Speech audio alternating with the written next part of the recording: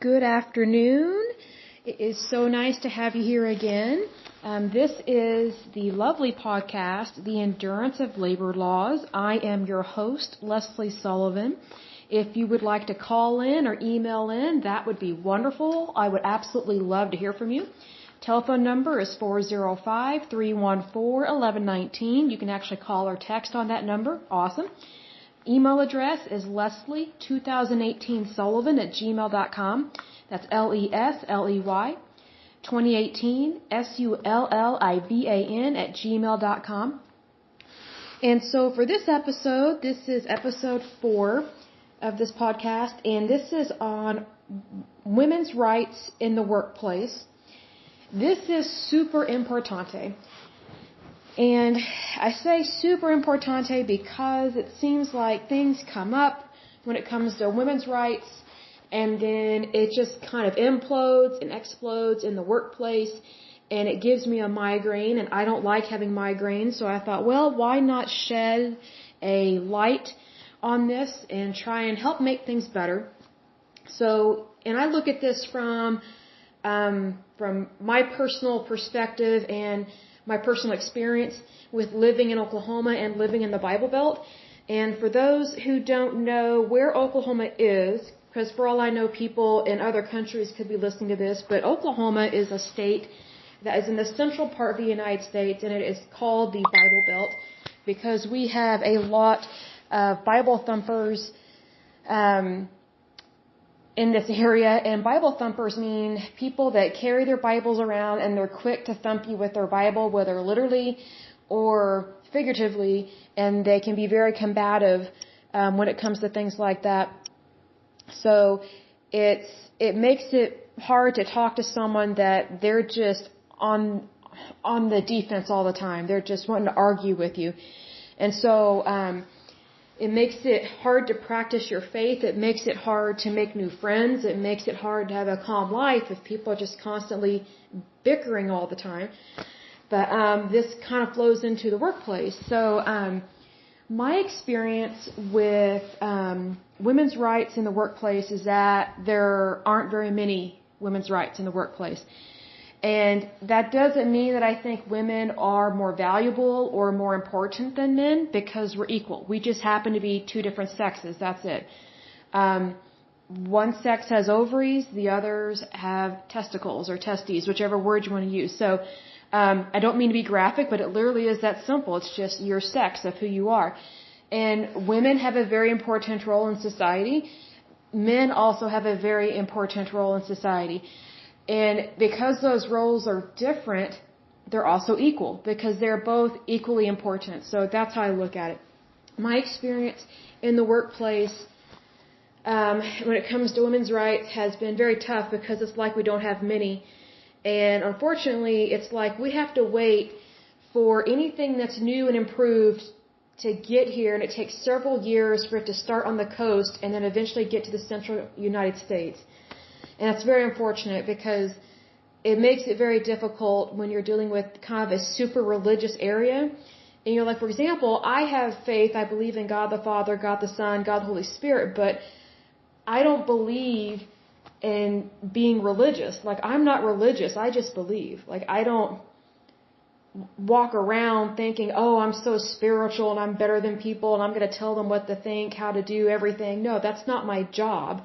If someone wants to know why I do something the way I do, then more than likely I will answer them. But I mean, it's not an extreme like what I was raised in, like where it's like a part-time job almost to be mean to people for them being a different religion than you and whatnot.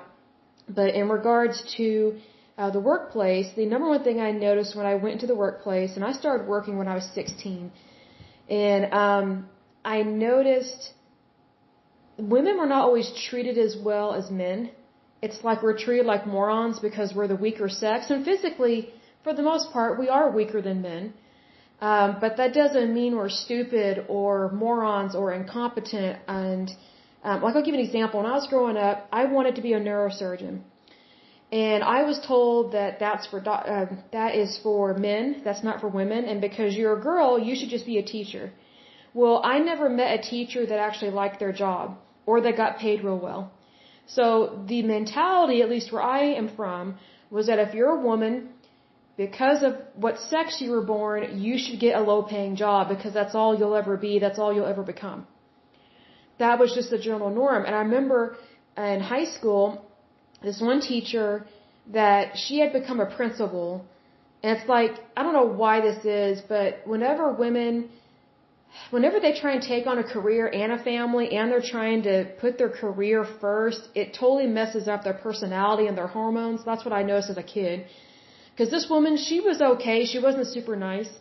She was okay when she was a teacher, but when she became principal of our school, she turned into a total witch. I could use a different word, but it was just awful. Like, us kids, we couldn't stand her once she became principal, and it just kind of became the norm amongst us kids that, whenever we heard that one of our favorite teachers was going to become a principal, we're like, well, when is she going to become mean? It was just like, we just knew there was going to be a change in her mentality and how she treated kids, and it happened every single time. But this one particular teacher, I wasn't a big fan of her, but I remember she became principal, and she was not that nice afterwards with that anyway.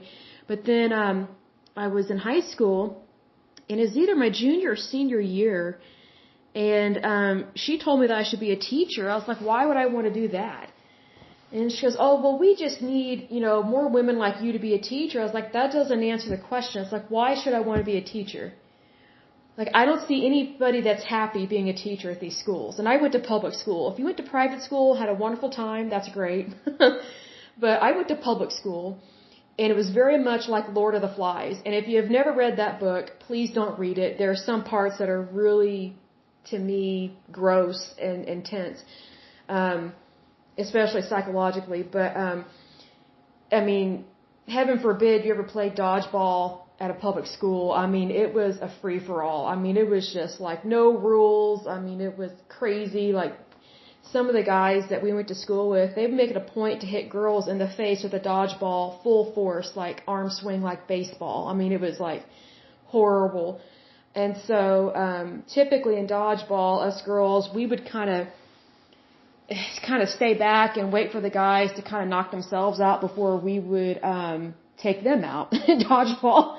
So we learned pretty quick how to play and who to avoid with that. But my point to this teacher was, or principal was, I've never met a teacher that actually enjoyed their job, and the pay is horrible. Like, if anything, we were losing teachers at that time. We were losing them to Texas. They were moving from Oklahoma to Texas because teachers got paid more money down in Texas. And money does matter. Nobody wants to be poor. Nobody. So, that's not a goal. I've never heard anybody say, oh, I want to grow up and be poor. That's not a goal. And if ever someone says that, they're probably a nut. And they need to be slapped, gently. But, somebody needs to slap some sense into them. Because if you're poor, you will have a very hard life, and it makes it difficult to pay just basic necessities and get access to proper medical care, because regardless of whether you have socialized medicine or privatized medicine, like what we have here in the United States, it's very privatized, and I would prefer that over socialized medicine. And regardless of what kind of medicine you have in your country, it all costs money. Like, people are under the false assumption that socialized medicine is free. It's not free. It comes out of everybody's tax dollars. But under socialism, it is predominantly paid by the rich. But that doesn't mean that if you're poor or middle class that you're not paying for it as well, because you are. It's just how the government is taking your money and spending it. So I believe in having privatized medicine because, this is kind of a side note, but I believe in privatized medicine because it puts the patient in charge of their health care. Not the government, not some bureaucrat in Washington, D.C. that has a cushy office and just is a professional paper pusher. And, sometimes we do need bureaucrats,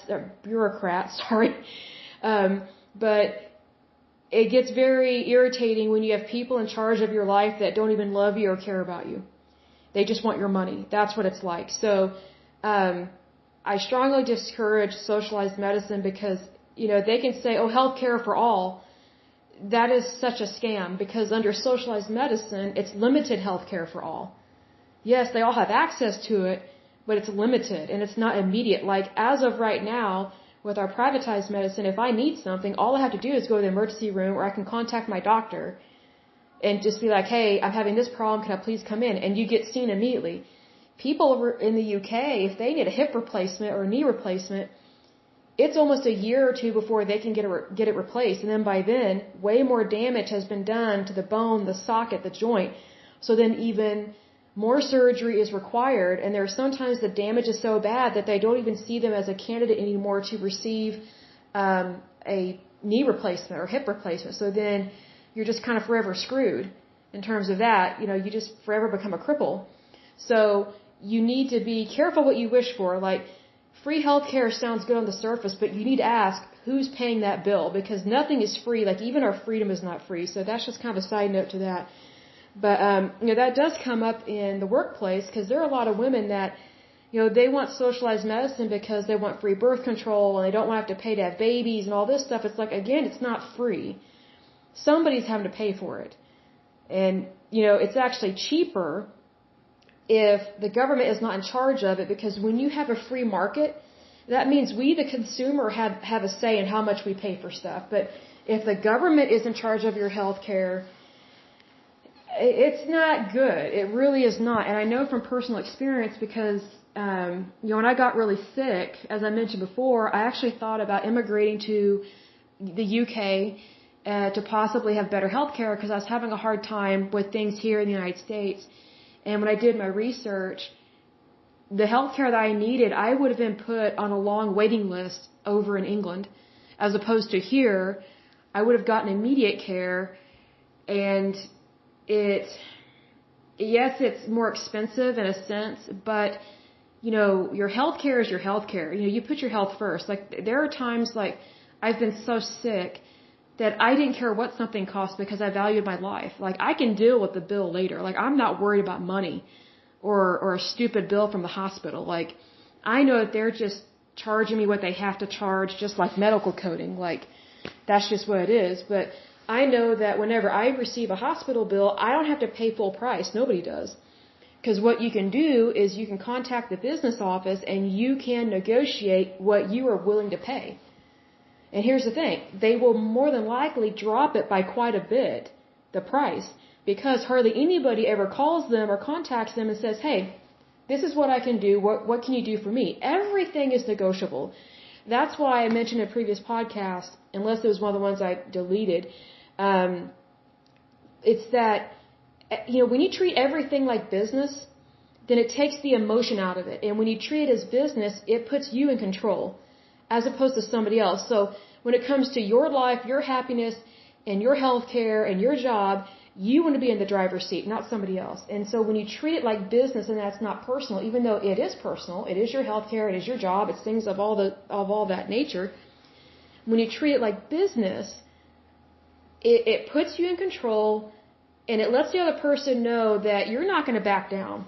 And that's not to be aggressive. It's just that it lets them know that you are serious about your life, and that you are willing to hear them out, and you're willing to negotiate. You're willing to come to a happy medium. I was going to say compromise, but I've learned to not like that word so much anymore, because sometimes the word compromise, people misinterpret it as that you're giving up something, that it's like you're not going to hold your ground, and that's not true. So I always say, like, a happy medium, you know, come together in agreement.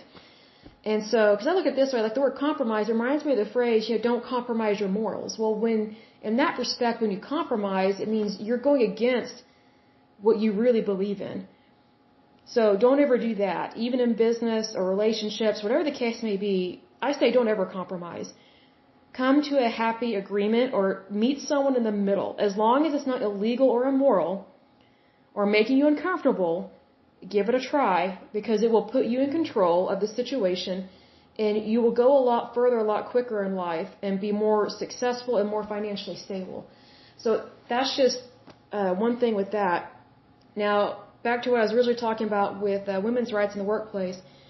I would say the number one thing that bothered me when I was younger with that was I couldn't stand being interviewed by older men. When I say older men, I mean by like 20 or 30 years older than me when I was younger. Because they just had this piggish attitude about women that, you know, all you're good for is for sex and for cooking and for marrying and popping out babies. And But see, here's the thing, like they would flat out say it like that, but they just kind of had this attitude problem towards women, especially young women. And if you weren't married by a certain age, I mean, they pretty much call you an old maid and they think you're weird. Of course, this is in Oklahoma. And in Oklahoma, I call that mentality the USS Noah's Ark mentality, because it's like if you're not married or at least shacked up with somebody by a certain age, then they think you're an old maid and you're no good for nothing and you're just taking up space. And I was just kind of shocked at this because I was like, okay, what decade are we in? What century are we in that this is still a problem with that stupid mentality? It was really weird. And what sucked was that if you weren't being discriminated against men that were way older than you, then you're having a problem with women that are in their 50s, and they view young women, especially good-looking young women, which I'm cute. I'm not going to deny that. I know I'm cute. But what frustrated me was that these old bitter betties, as I call them, they would think that these young women are going to work there to steal all these husbands and, you know, we're up to no good and all this stuff. I'm like, give me a break. I'm just like, you have got to be kidding me. Like, I'm just here to do the job and do it well. I'm here to earn a living. I'm here to move up the chain of command. I'm here to be successful. Like, I'm not interested in these men here, believe me. And so, especially the older men, but it was just this weird. It was just weird, and it interfered with the job. And, you know, it's like if we weren't being discriminated against by men, we were being discriminated against by older women. And I say bitter betties because I don't know if they were just going through menopause or what, but it was like, it's like anyone younger than them was a threat to them. Oh, you're trying to take my job. Oh, I don't want my husband to meet you. You know, oh, you can pop out babies, but I can't. Or I never got the chance to have babies. Or something, just like dumb stuff. I'm like, you know what, this is not a biology class. This is not a sex ed class. You know, this is work. And, you know, there are times I'd have to say, hey, I'm here to just do my job. So, you know, do you mind if I just do my job? Like, I understand what you're saying to a certain extent, but it's not really relevant to what I do. But it was like pulling teeth to get people to act appropriately, and it comes back to that mentality of, I don't know if it's just different generations or what, but it was a problem. So there was discrimination against women from other women and also from men.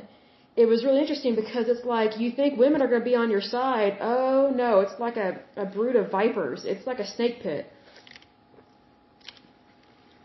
And it's just really weird. The other discrimination that I experienced for being a woman is this came from men and women that would do this in the interview. They would want to know if I was married, and they would want to know if I plan on having kids. And because I'm blunt, I was like, what does my sexual activity have to do with me going to work and doing a good job? Like, you know, how and when and if I decide to procreate is my business. It's not anybody else's. It has nothing to do with work. And, you know, I had to learn to not word things like that because I'm just blunt. But, you know, it's just like I couldn't believe what they were asking me. I was just shocked because they act like they don't know the law. And it's like, you got to be kidding me. And then the other discrimination that I experienced was that they didn't really want to hire women that were of childbearing age because they didn't want to have to pay for maternity leave if they offered maternity leave, because not all employers at this time offered maternity leave.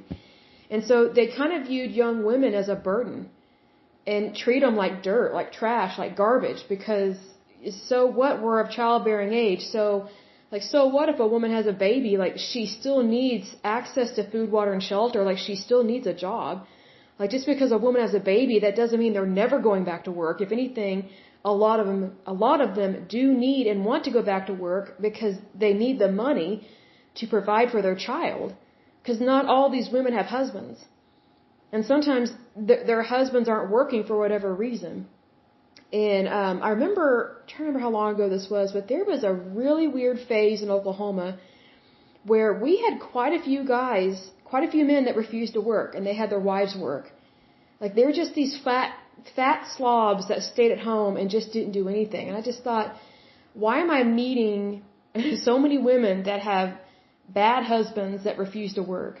It's one thing if they can't work, but it was just weird. Like, they just wanted to be stay-at-home dads, and they didn't always have kids or something. It was weird. I just thought, that's really strange. And I met some of these husbands. They were weird. They were not normal men. I don't know what was wrong with them, but it was just kind of a weird happenstance, I guess you could say, because I'd never met so many weird men that were married. I'm like, how did they ever find someone to marry? Because to me, they were not marriage material by any means. And it was very rare to meet someone that was that odd, but I just thought, man, they both must have been desperate and just decided to get married. But it's like, I don't think so, not for me. Not on that. I refuse to marry someone that's weird like that. It's too creepy. But the other thing in regards to women's rights at the workplace was sometimes women don't get promoted because of their sex. There are people, and both men and women have done this.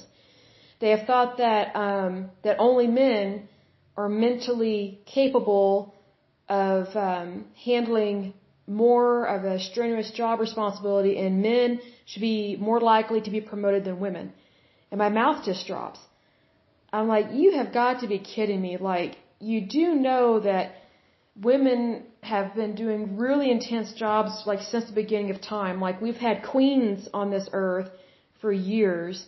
I mean, take a look at England. They've had queens and kings, and I mean, you have queens all throughout the Bible that were in charge of their kingdoms. I'm like, so you're telling me that because they have ovaries that they can't rule their kingdom? You got to be kidding me. Like, if the Queen of Sheba can rule her kingdom, then I'm pretty sure a woman can be promoted into almost any job. Like, I would say any job, really, but I said almost any job because I don't think women should be in the Marines, especially on the front line of that. Because I think there are certain types of combat that should be reserved for men. That's my personal opinion. That's just literally my personal opinion. Because I think it is such a risk to put your women at the front of the line like that. So that's just my personal opinion on that. But pretty much anything else, I have no doubt that women can handle it, because women have been handling stressful things since the beginning of time. I think the fact that women can have babies and, they have more feelings than men, I think that gets skewed as weakness when it's not. It's not a weakness. If anything, it's a strength, because for someone to acknowledge someone else's pain and to sense it immediately, that is a strength, not a weakness. It's actually really good for society to realize very quickly when someone's suffering and want to help them. So that's my personal viewpoint on that, just things I've come across on that. The other thing I want to talk about is gender equality. And, I've worked in work environments where it was predominantly men, and it was not a very positive work environment, not because it was mostly men, but because just the nature of the industry I was in. It's like you have to be careful what kind of personality types you hire. And this place of work preferred to hire guys that really just viewed women as property. And some of these men were foreign. They were from Iran. So it made it very difficult to be taken seriously at your job, and also made it very difficult to get promoted or to get raises. Filling out a new job application, and they ask you those government questions like, are you male, female, are you white, what's it called? I was going to say Alaskan, not Alaskan, but they ask you all these, if you're these different races or whatever. I was thinking Eskimoan is what I was thinking of, or if you're Native American or things like that. And I just thought, what does it matter? I know the federal government, they're trying to push for equality, but when it comes to forms like that, all it does is it gives employers permission to ask you questions that they shouldn't be asking. That's what it's turned into. Like, it's so interesting. Like, the federal government tries to stop certain things, but instead of stopping it, it just actually ends up encouraging it, because employers try and find a way around it, for the legality's sake of it. Like, I don't think it should matter what sex someone is. Like, I don't think it should matter what race someone is. And, I actually kind of find it offensive that on that government form, and this is probably going to piss off a lot of people, but I could care less at this point in my life, but I find it offensive that when it's talking about the different races, it just says, when it comes to like people of European descent, it just says white, as opposed to, other races. You have African American, you have Native American, Indonesian, or whatever the case may be. But when it comes to people who are fair skinned, we're just white. Well, I'm not just white. I'm French and Irish. Like, I'm of European descent, so does my ancestry not even matter at all? Like, if someone else's skin color matters, then so does mine. If their ancestry matters and where their ancestors came from matters, then so do mine. I think we should list all of them on there. If we're gonna play that game, which is what is happening, it's been slowly growing over the years. This game about race and inequality with that, and it just, to me, it kind of sets people up for failure if you have a form like that. And I know it's become the norm, and everybody's so used to filling them out, but I still don't think it's right. I really don't. And I know that employers don't like having to use that because, see, here's the thing, what the federal government does, and people may not be aware of this, but here's what the federal government does with that form.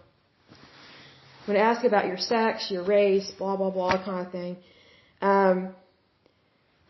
especially when it comes to race, when that form gets submitted, the federal government has statistics, and what they do is if they notice that an employer is not hiring very many African Americans or not very many Hispanics, then they try and sue the employer. They try and fine them first, thousands if not millions of dollars for so-called practicing discrimination.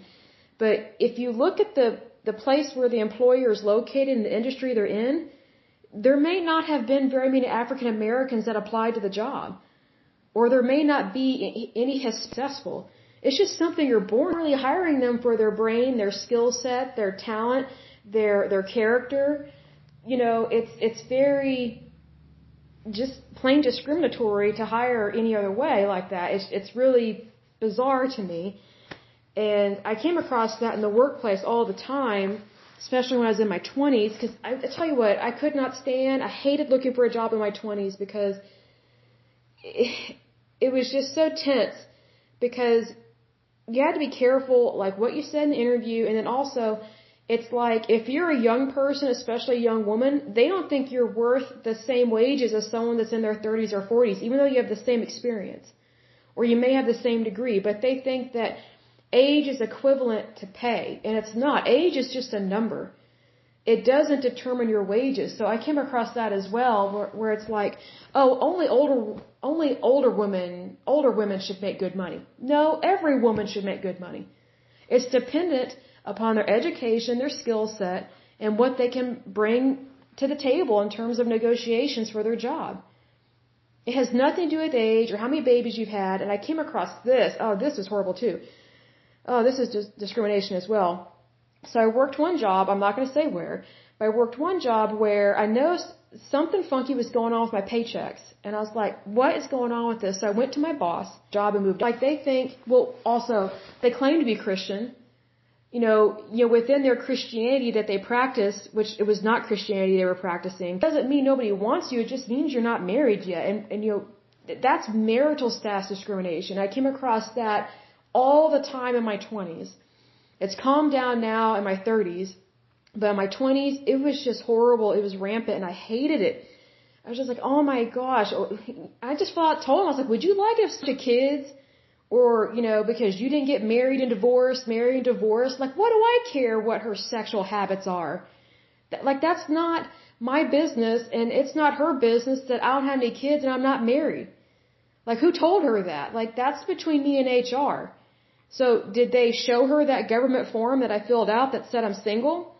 And that I'm not filing any dependents? Because if you show someone that form, and they're not in HR, and they're not supposed to be looking at that, then, you've pretty much committed a federal crime on that, because you're showing someone else another employee's social security number as well.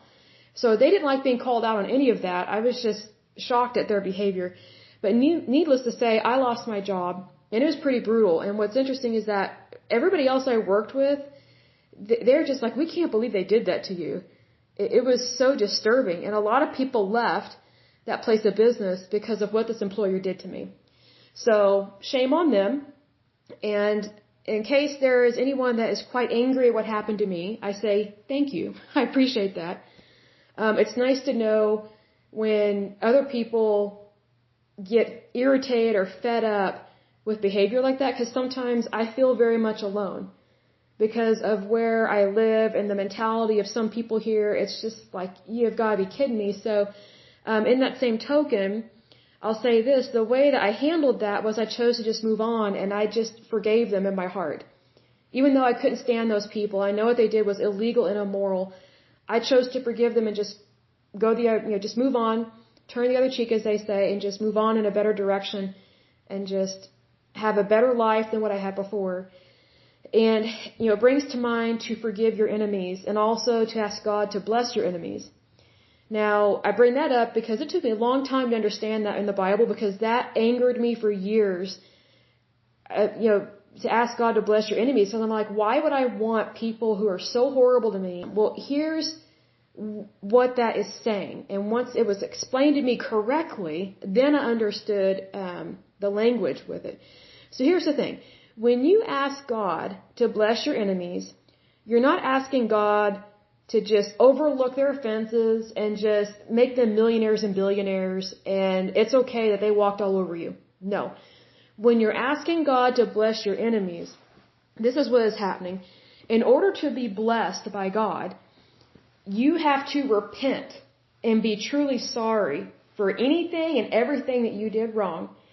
And you have to try and make amends to the best of your ability and acknowledge that you were wrong, and you're going to turn over a new leaf and you're going to start doing right. Because if you don't start doing right, then God's not going to bless you.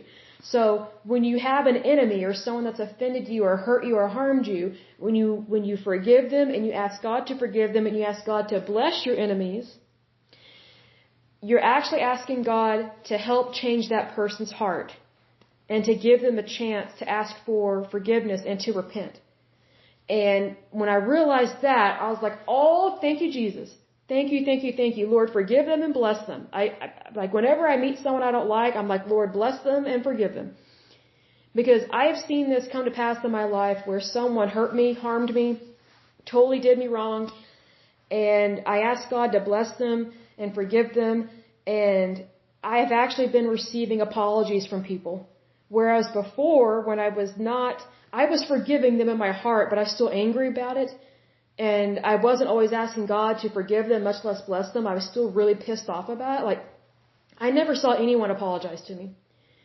I never saw anything good come out of that.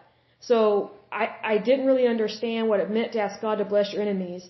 And then once I understood it, and I actually started utilizing that in my daily life, and I started practicing that and just really opened my heart to a large amount of forgiveness to people, seeing people change and really not only giving their life to Christ, but just wanting to be a better person in general. Like, even if they weren't religious, even if they didn't really completely believe in God, or maybe they did, but they weren't really sure, they knew they had done wrong. Regardless of whether someone's Christian or not, people know when they do something wrong. Like, that's just your conscience. Like, that's what we're born with. We're born with knowing right from wrong. You have that small, still voice in you that says, don't do that, steer clear of that, that kind of thing.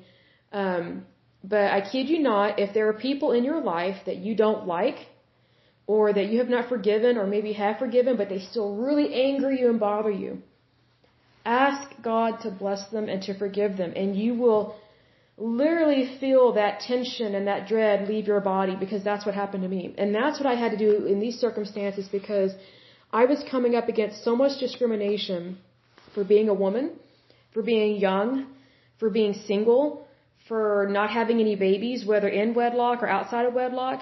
And to me, that was so hypocritical, because for years I was discriminated against for not being married and not having any kids. Well, then there was so much sexual activity outside of marriage. Like, it just grew and grew in Oklahoma. Like, people started being more promiscuous and not getting married, that then they started shaming me and judging me for for not even shacking up and having kids out of wedlock. So it's like, you've got to be kidding me. Like, you're claiming to be Christian, but you're looking down on me because I haven't shacked up with somebody and I haven't had a bunch of kids with all these different daddies or whatever. Like, you got to be kidding me. It was so weird. Like, I just thought, what is wrong with our society that is so far from being holy that they're just throwing it around, I mean, like confetti, and that's not what it was meant to be. Is sex pleasurable and enjoyable? Sure. But when people start shaming me for not even having sex and for not having kids out of wedlock and they're using that against me in the workplace, that's just a whole different level of sick. And that's what I was coming across at work. That's what I was having to deal with, and I was not prepared for that. I didn't think stuff like that would happen. And I really didn't know how to fight it because, again, I was in my 20s. I wasn't really aware of all the different labor laws that we have and your rights. And so I just kind of felt overwhelmed, and I didn't even really want to fight it. I just wanted to move on to a better place. I wanted to move on to a better employer, and I did. I found a better employer, better bosses, better employees to work with, where we had camaraderie. We cared about each other, and, there wasn't discrimination like that. So, needless to say, it matters where you work. And if you're working for an employer where they pull shady stuff like what I just described, if they're willing to do that to you, they're willing to do it to somebody else. And if they're willing to do that to somebody else, it eventually could happen to you. So just know that if the workplace is not on the up and up, you need to find a different place to work, because however long you stay there is however long you are absorbing that kind of behavior as normal workplace behavior, and eventually over time, it will dull your morality, it will dull your character, and you'll slowly be working in a gray area as opposed to knowing right from wrong and looking at things black and white, yes and no. And it's really important that we work where we are supposed to work and it be a good workplace environment. And if we're in a bad situation like that, I would say go ahead and get your resume ready and just go ahead and start applying to jobs. And, just go to interviews when you can. And right now it should be easy because you can just do Zoom meetings like on your lunch break or something like that, or you can just communicate via email and or do like a phone call. So I really had to put my foot down in terms of where do I want to work and what am I willing to put up with? Because whatever you're willing to put up with typically is what you're willing to tolerate. And what you're willing to tolerate is usually what you're willing to let see be contaminated in your life. So, there's this word tolerant. Oh, we need to be more tolerant. Well, that goes both ways. I've worked jobs where I thought, well, I don't like how I'm being treated, but I'll stick it out and I'll see if it gets better. It never got better. I had to leave, or I got fired, or I had to just go ahead and look for a job elsewhere. When a workplace is bad, it's bad. It doesn't necessarily have to be hostile per se. It doesn't have to be violent or anything like that, which would be horrible in itself. But, when something is not completely on the up and up, that is not a good place to continue to work, because wherever you work affects your character, and it also reflects on you what's going on there, even if you're not directly involved in the shady stuff. Like, if you continue to work somewhere where they're practicing very unethical employment practices, even if you're not in management, or even if you're not in HR, or you're not the owner or the CEO, it still matters that you work there, because it reflects on you. And I would strongly suggest that you not let what an employer does bring anything bad to your good name, because your name is good. Even if you don't think your name is good, it is, because, your name is who you are, and you need to be true to yourself. And it's in those moments that we realize, hey, I'm not really growing as a good person here. I think I need to look elsewhere. That's just kind of how I talk to myself in my brain and in my heart. Is this really what I want for my life? Yeah, but is it my calling? Is it what I'm supposed to accomplish in my lifetime? Is it what I'm supposed to be doing? Is it truly making me happy? That's how I look at things. And, being from Oklahoma, it's a good place to live, but it does have its downside in terms of employment law violations, especially with OSHA and things like that, and with discrimination against women. It's getting less and less discriminatory, because I think we're slowly becoming modern in terms of how to view women and appropriately. And that doesn't even include sexual harassment. I'm not even going to go there in this podcast, but it's important to know that you have value, you have self-worth, regardless of how someone else treats you, or regardless of what pay grade you're in, or what pay grade you wish you were in. You still have value. Don't ever throw that away. Don't ever speak negatively towards yourself. Don't ever think negatively towards yourself. Just immediately cast those thoughts out, or just rebuke them and just say, I'm not going to think that way about myself. I know I'm a good person. I always put my best foot forward, and, I have good moral character, and I don't back down from a good fight. And that doesn't necessarily mean like a fist fight. It means that, a lot of the fights that we deal with are very non-physical. And I think that's what makes it so difficult to realize when we're actually in a fight. A lot of the fights I've had to deal with have been in situations where it's like dealing with morals and values and dilemmas and things like that. It's not always someone like slapped your face or something. It's not as obvious as that, but it's really a character battle. How much do I value my character? Am I going to sell out my integrity? And what I tell people in a movie theater, I don't sell seats for my integrity. I don't sell out for anything. That's not how I roll. And that pisses off a lot of people, because I've learned that there are quite a few people, they don't value integrity like this country used to. Even though I may not agree with everybody, but integrity used to mean something. It really did. Like, even if we have different personalities, it didn't matter. At least we knew our integrity was good, like back in the day. But sometimes it's tough fighting for integrity, because you're kind of shocked that you have to fight for it. And you can't settle for anything less than the best. You just can't, because if you settle for anything less than the best, you've basically thrown in the towel already, and then you've basically just turned yourself into a doormat to allow anyone to walk over you and manipulate you. And that sucks, because it's harder to get out of a hole than to just walk around it.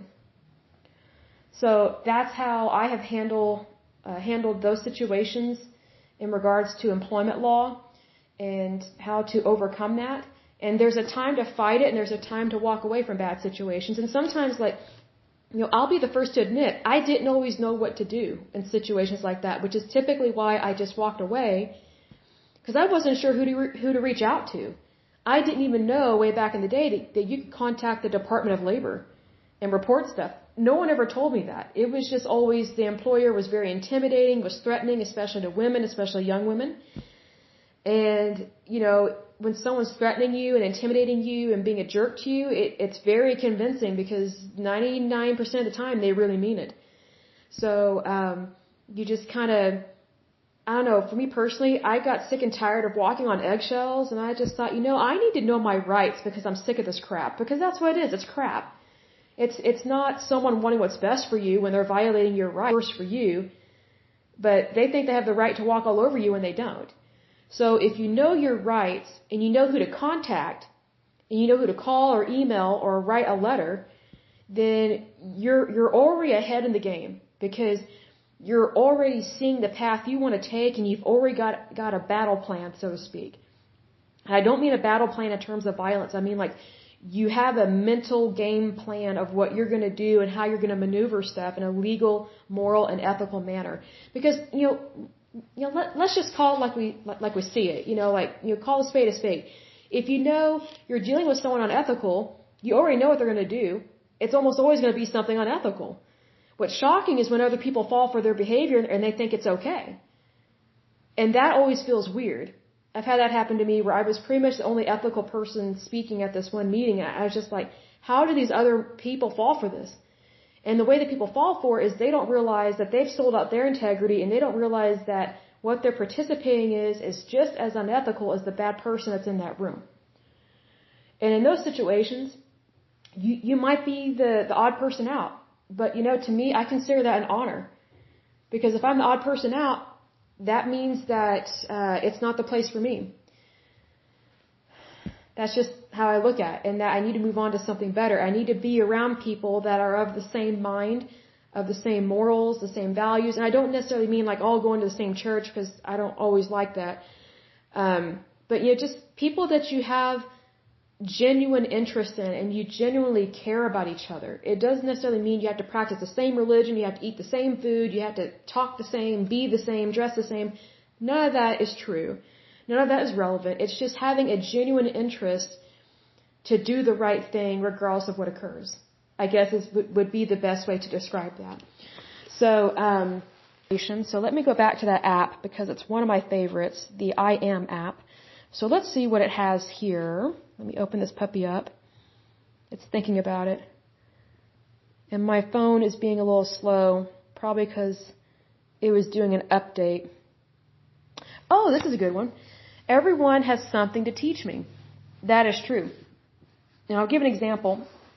Whenever I'm working with people that I can't stand, and usually when there are people that I can't stand, it's because they're doing something really bad or wrong, or they put me down for having morals and values, and they know I'm not going to compromise my morals or integrity.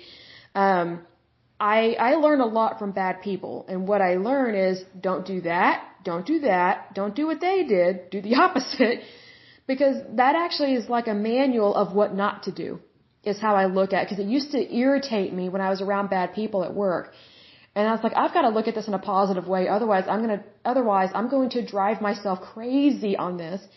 So I just looked at it as, well, that's a good example of what not to do. Good mental note. That's just how I learned to look at it. The next one, this one's good. Jealousy has no place in my life. That is good. I'm grateful I get to wake up today. Awesome. I focus on healing myself with love. Getting more confident. My power is on the inside. I'm thankful for my dreams of yesterday because they are the reality of today. I love that. So just some more positive affirmations from that app. I think it's good to be positive regardless of your circumstances, even if it's just trying to find simple sentences that have a lot of meaning behind them, because I don't look for complicated things. I think working in the complicated just makes life, it's in those moments actually for you and not for somebody else, but it's specifically for you and for your life to have a better life regardless of your circumstances. So thank you for joining me today. And as usual, I pray that you are healthy, wealthy, whole, and that you're blessed in every area of your life. Until next time, have a wonderful week or a wonderful day. Thank you so much. Bye-bye.